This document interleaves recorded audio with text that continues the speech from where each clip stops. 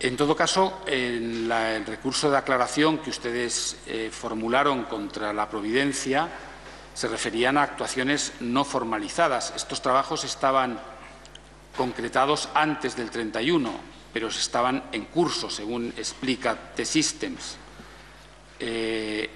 ¿Tenían alguna duda distinta de la que expresaron en el recurso de aclaración sobre que eran actuaciones que no podían llevarse a cabo? No, teníamos la certeza que eran actuaciones que se podían llevar a cabo. Es que, ya le he dicho antes, usted persiste en lo que le cree conveniente, pero yo asumo todos los hechos que usted me incrimina e incluso le podría añadir más, porque fue mi obligación hacer lo que hice, ¿no? ¿Puso usted a disposición los servicios jurídicos de la Generalitat en la carta que usted envía al CETITI por el supuesto de que este contratista hubiera paralizado los trabajos? ¿Lo recuerda? ¿Si puse a colaboración? Sí, en su carta, en el último de los párrafos, sí. Dice, en tercer lugar, me pongo a vuestra disposición por si los servicios jurídicos de la Generalitat de Cataluña tuviesen que emprender cualquier tipo de acción ante los tribunales por un hipotético incumplimiento de los contratos que tengáis establecidos con esta compañía o con otras. Yo diría que no era me pongo a vuestra disposición, sino que les advertía, que pondría a disposición. No sé si es que es un problema de la traducción. Sí, yo creo que es lo que le pregunto es si puso usted a disposición de ellos los servicios jurídicos de la Generalitat. No, es que lo que les decía en este último párrafo, si no me falla la memoria, si tuviéramos la versión en catalán se lo podría corroborar, porque está escrito, no voy a decir lo que no está escrito.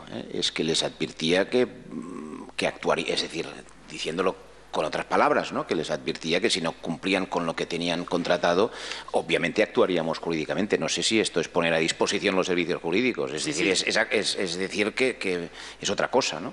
No sé si hay un problema en la traducción, no lo sé. En definitiva, no estamos hablando de lo mismo, yo creo. Estamos hablando de que usted lo que les dice es que el servicio jurídico de la Generalitat, en caso de que ellos no cumplieran y entendieran que la Providencia impedía desarrollar esos trabajos, ejercitaría acciones legales contra estas empresas. Claro, es nuestra obligación. Claro, fíjese, ¿no?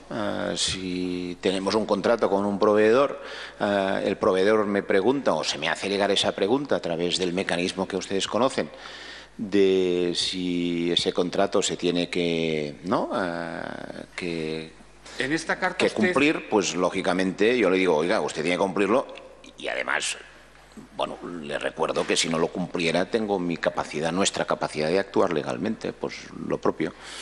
En esta carta usted dice que realizadas las consultas ante los servicios jurídicos de la Generalitat y ante otros expertos en derecho penal, procesal, administrativo y constitucional, le hago saber, entonces ya le dice que no están afectados. ¿Qué consultas fueron esas? ¿Con quién consultó? Bueno, consulté con el entonces director del Institut d'Estudis d'Autogovern,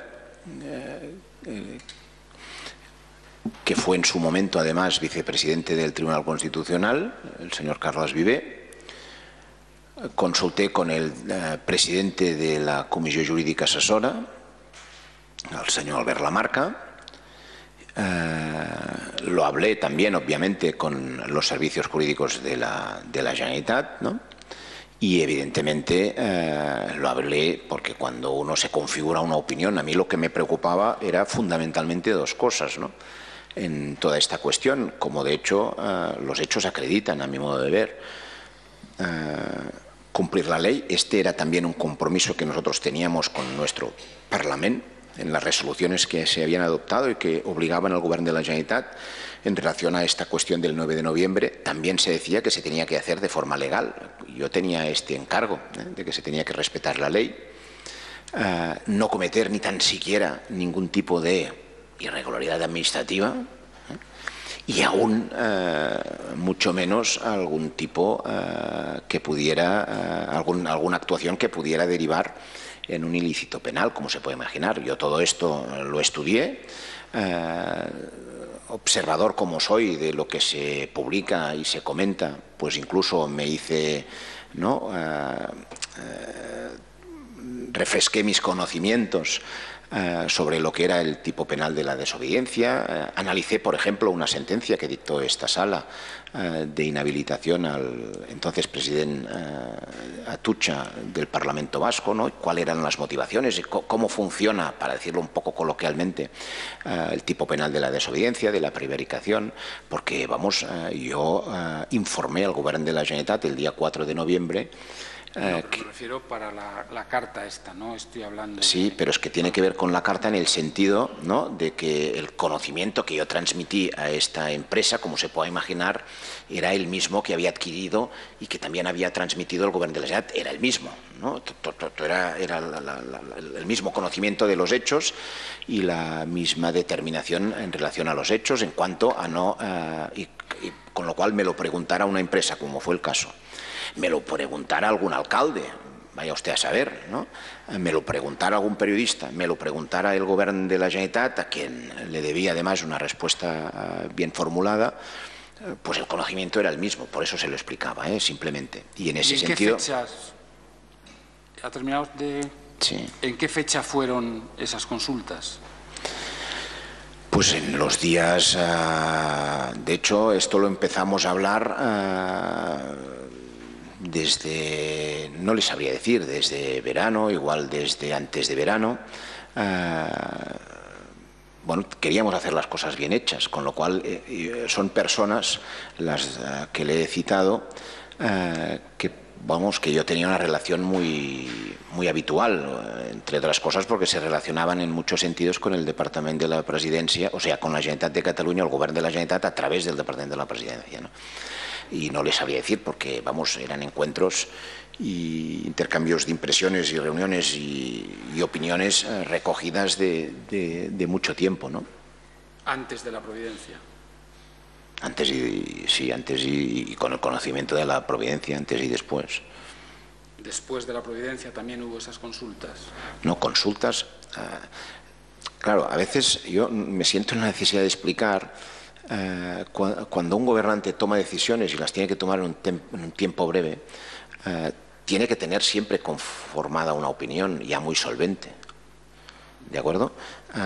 No hay tiempo para materializar consultas formalizadas, porque si uno no tiene ya a priori una conciencia, una opinión hecha de lo que se puede hacer, lo que no se puede hacer, por eso yo le explico que la configuración de esta opinión no la improvisé yo el día que tuve encima de la mesa, yo ya la tenía hecha.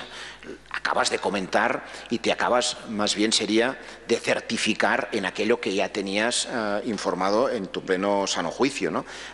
En un contexto más distante de los hechos, que es como se hacen las cosas. Así, al menos yo he ejercido mis responsabilidades en el Govern de la Generalitat, ¿no? No sobre la marcha improvisando, porque entonces no haría bien el trabajo que tenía encomendado en aquel momento. Con lo cual, a efectos de lo que ustedes quizás están más habituados, la formalización de una consulta, todo esto fue anterior, lógicamente, y era simplemente el ratificar si todo aquello y toda aquella opinión que yo me había configurado y finalmente uno tiene el propio criterio, que para esto le pagan, ¿no? Ya es la decisión, y la decisión la tomé e informé al Govern de la Generalitat siempre en los términos que he explicado, de que no cumplíamos ni cometíamos ninguna ilegalidad, ni tan siquiera una irregularidad, y menos un tipo penal como se nos acusa, ¿no?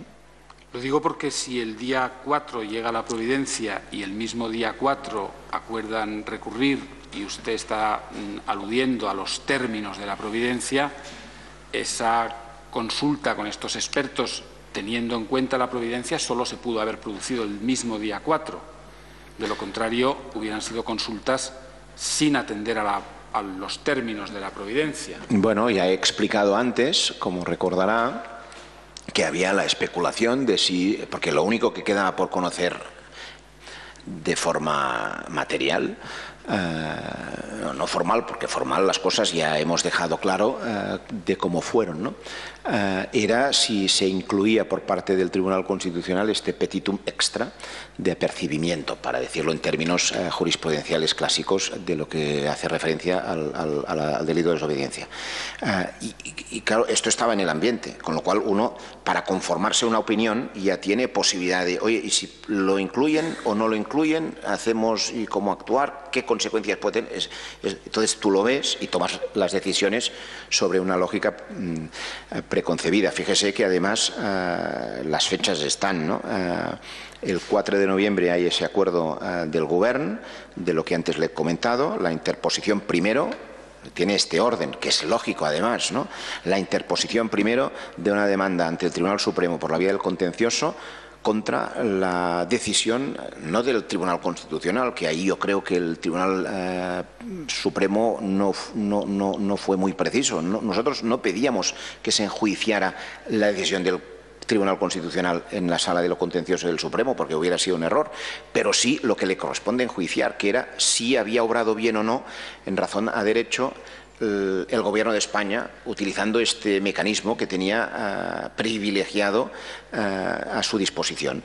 Y luego, una vez pedidas las medidas cautelarísimas, en función de la respuesta que creo que llegó por parte de la Sala Tercera del Contencioso del Supremo el día 7 de noviembre, interpusimos la aclaración, ¿no? Era el último planteamiento que teníamos a nuestro alcance. Esta es la cronología de aquellos días, desde el punto de vista de la actuación nuestra, ¿no? ¿El día 4 hubo alguna reunión con estos expertos? Reunión, si usted me pregunta en el sentido formalizado, con una acta, etcétera, etcétera, no. ¿Alguna reunión presencial, física? Pues no recuerdo, yo no sé si hablé por teléfono, si individualmente nos vimos, separadamente, le aseguro, si me acordara lo diría, porque creo que no afecta para nada. Pero, bueno, porque... 4, me refiero. Sí, el día 4, contactos seguro. ¿Telefónicos, presenciales, hubo una reunión? No me acuerdo, no me acuerdo, sinceramente se lo digo. Si eran presenciales, telefónicos. Si usted me preguntase, ¿hubo contactos el día 4? Sí. ¿Intercambió opiniones? Sí. En el contexto que le he dicho antes, de cómo procedemos a actuar, al menos nosotros, cómo funcionamos, ¿no? Del CTT, ¿quién le avisa a usted de este problema con T-Systems? Bueno, me llega hay un oficio, me parece que está en el rollo de la causa, hay esta carta que va dirigida al presidente del CETITI, el presidente del CETITI, entonces Felip Puig, me la hace llegar y yo la respondo. En relación con la contratación del Centro Internacional de Prensa, ¿sabe usted o ha tenido usted idea de que ese contrato se formaliza entre ustedes y Focus, el Departamento de Presidencia y Focus? Yo los detalles de estos contratos, yo daba la orden y la di pues cuando la di, que era cuando vi que tenía este overbooking de peticiones de prensa. Creo que esto era a finales de octubre cuando valoré esto, porque ya se veía que esto sería un desbordamiento, y a partir de ahí la formalización de... Nosotros funcionamos con un contrato marco que ganó Focus, esta empresa proveedora, que nos permite ir encargando lo que se preste, porque la presidencia de un gobierno a veces tiene necesidades que si estuviéramos en procesos de contratación, digamos, singularizados cada uno de ellos, por eso hay en la Ley de Contratos del Estado esta posibilidad de hacer contratos marco, ¿no? Y luego se van formalizando, bueno, en el momento en que se piden. Y yo esto no lo seguía con el detalle, simplemente di la orden, ¿no? ¿Sabe usted si el contrato entre Focus y FIRA, que está fechado el día 3, se firmó con posterioridad, el día 7 de noviembre? No lo sé. Yo esto no lo sé cómo actúan, porque a veces por lo que he visto en esta causa. A veces hay lo que es la petición y luego se formalizan, ¿no? Una cosa es el albarán y la otra cosa es la certificación de entrega. No lo sé, lo desconozco, sinceramente, ¿no? ¿Sabe usted que hay un correo entre Focus y FIRA en el que se dice os paso modelo de contrato y os paso también presupuesto, pero lo volveré a pasar ya que se ha de cambiar la fecha? ¿Tiene usted noticia de ese correo entre empleados de Focus? Bueno, lo he visto en el rollo de la causa, pero... ¿Ese cambio de fecha obedece a alguna indicación del Departamento de Presidencia? No. ¿El que se pusiera la fecha 3 de noviembre guarda algún tipo de relación con que fuera el día anterior a la providencia del día 4? No. Vamos, fíjese, imagínese que yo estuviera al caso de estos... Me era materialmente imposible, no...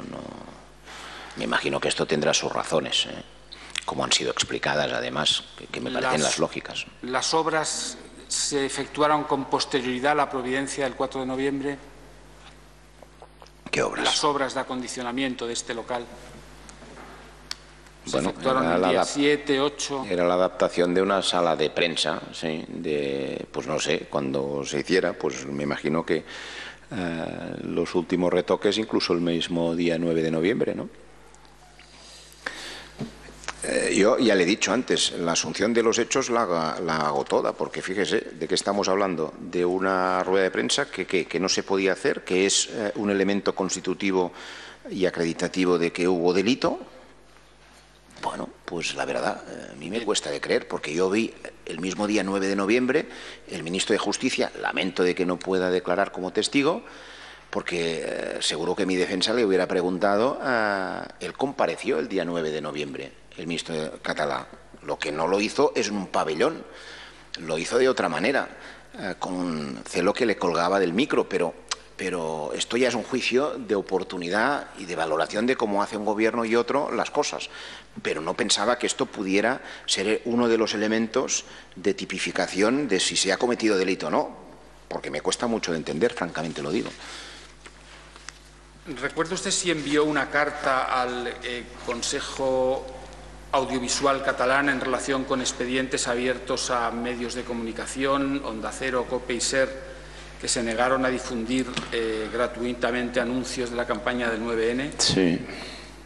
Esto fue con posterioridad ya a estos hechos. Sí. ¿Y ratificó usted la posible sanción o que se siguieran las actuaciones para sanción a estos medios? Le diré que si no hubiera hecho esto yo estaría incurriendo en prevaricación. Si quiere se lo cuento, cómo funciona esto, si usted me permite, porque creo que en eso, como en otras cosas, hay un error de interpretación de los propios hechos.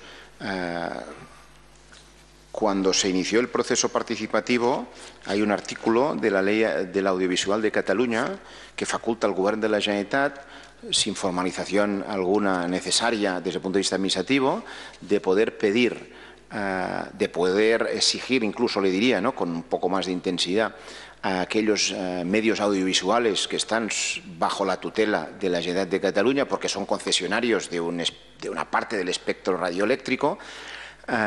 Dice este artículo que por razones de interés general, que lo decide el Govern, les puede obligar a pasar anuncios o publicidad del Govern de la Generalitat.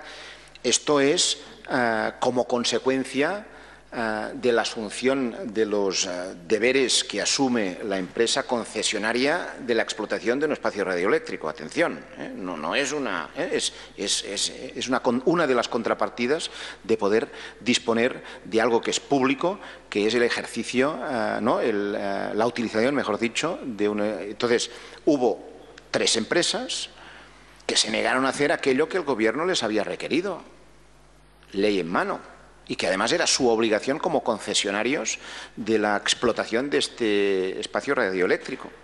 Entonces, lógicamente, ¿no?, ¿qué tiene que hacer un gobernante o un responsable si estas empresas se negaron a hacer aquello que era su obligación y, por cierto, que cumplieron todas las demás operadoras audiovisuales en Cataluña? Claro, yo visto lo visto, puse en conocimiento del CAC, porque esto también se tiene que conocer, que es el Consell Audiovisual de Cataluña, el órgano que tiene como una de las funciones gestionar los expedientes de explotación de este espacio radioeléctrico, es decir, de las frecuencias que tengan encomendadas empresas que hayan ganado el concurso para poderlas explotar, ¿no? Y lo puse en conocimiento del CAC para que tomaran administrativamente las decisiones que considerasen tomar, ¿no? Fíjese, yo si no hubiera hecho esto, más allá del hecho en sí, de la providencia, porque en cualquier caso esta decisión se tomó mucho antes del 4 de noviembre, inclusive del 29 o 31 de octubre, claro, yo entonces querría decir que una de dos, o aquellas empresas que hicieron lo que les pidió el Gobierno en atención a este artículo se habían equivocado, o se habían equivocado las que no lo hicieron. Mi obligación era poner en conocimiento, por eso mandé este oficio o esta carta al presidente del Consell Audiovisual de Cataluña. Me parece, la fecha no me la sé, la debe de tener usted en el sumario, ¿no? Pero de principios de diciembre, ¿no? Si no me falla la memoria, poniéndole en conocimiento estos hechos concretos. No hay más. Folio 236. Lo que pasa es que el problema está en que ya estaba dictada la providencia del Tribunal Constitucional diciendo que nada había que aclarar. Y usted, cuando el Tribunal Constitucional dice que ya no hay nada que aclarar de la orden de suspensión y desestima los recursos de súplica y aclaración, insiste en la sanción a estos medios. Esa es la pregunta que le hago. ¿Cómo puede insistir cuando ya el Tribunal Constitucional ha desestimado los recursos? Pues muy fácil. Yo no... Vamos... es que me sorprende la pregunta. Aún menos me pensaba que una resolución del Constitucional pudiera tener efectos retroactivos. Yo me fijo en ese caso concreto, porque no le veo discusión posible alguna en términos jurídicos. Los hechos se producen en un momento concreto y yo atiendo a aquel momento concreto. Y mi obligación es poner en conocimiento del Consell Audiovisual de Cataluña que estos concesionarios, es decir, estas radios que explotan, ¿no?, un espacio público por medio de una concesión, en aquel momento concreto no hicieron lo que se les ordenó que hicieran. Claro, si una providencia encima tiene efectos retroactivos, en el suponer que tuviera efectos, que es la discusión que tenemos en esta sala hoy y en este juicio, pero aún menos serán efectos retroactivos. Esto ya... Entonces la respuesta es muy clara. No podía hacer otra cosa, porque si no, ¿cómo cerraba yo este expediente? ¿Sabe cómo se cerró el expediente? La verdad, no conozco lo que decidiera el CAC, que además era quien le pertocaba. No lo sé, sinceramente. Acabó sin sanción el expediente. Atención a la providencia del Constitucional, claro. No sé no lo sabía si acabó con sanción o sin sanción, pero sí que tiene una anotación en la explotación, que es otra cosa que se hace. Estos incidentes en la explotación de un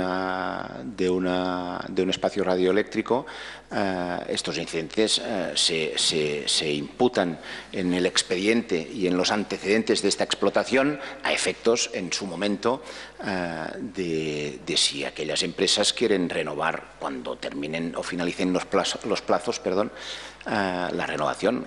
Yo, si no me falla la memoria, creo que en estos términos sí que se expresó el CAC. Bien, el Tribunal Constitucional resolvió por medio de una sentencia 138 del 2015 diciendo que el Estatuto de Autonomía no amparaba esta consulta y que era una consulta fuera del ámbito de competencias, una consulta para la que no tenía competencias la comunidad autónoma. Le pregunto, con esa doctrina del Tribunal Constitucional, ¿insiste usted en que hubiera vuelto a hacerlo si hubiera sabido esa doctrina del Tribunal Constitucional? Absolutamente. Si yo lo hubiera vuelto a hacer, de hecho también ustedes me han dado luz a cómo hacer las cosas en su resolución de archivo de la denuncia que les presenté, porque ustedes admiten que el Gobierno de España incumple sucesivas sentencias, pero que como no hace nada para incumplirlas, pues entonces no es motivo de presentar una querella, que es una argumentación que yo me la voy a guardar y la voy a utilizar en los próximos tiempos, ¿no?, que me parece realmente interesante. Pues lo mismo le diría, si vale este argumento para el Gobierno de España, valdrá para el Gobierno de la Generalitat o las instituciones catalanas. Si no, sería un trato desigual, ¿no?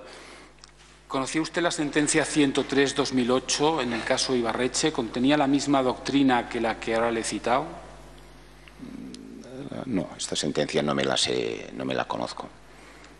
La del caso Ibarretxe, la pregunta de... Sí, pero no me la he estudiado esta. Yo no le puedo contestar esta sentencia. Le he dicho que me Bien, había pues estudiado nada. la sentencia de un proceso que puede tener cierto parecido, que es el del presidente Atutxa. Pero esta sé de qué me habla, pero no tengo conocimiento suficiente como para...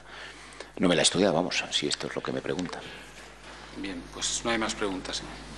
Muchísimas gracias, señor fiscal. Yo creo que el señor Homs, el Ministerio Fiscal, las partes y el propio tribunal pues agradecerán un receso de media horita.